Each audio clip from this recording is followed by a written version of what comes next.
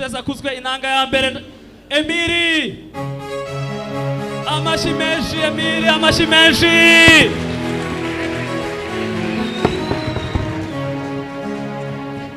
Inanga ya kabiri Emi, natwiyumvisha nawe twiyereke.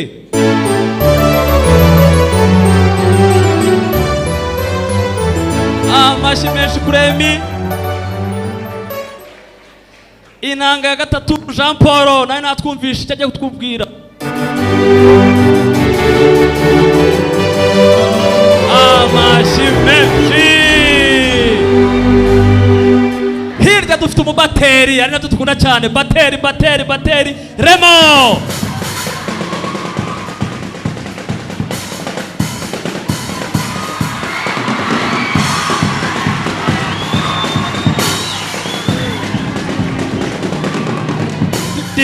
Koze cyane.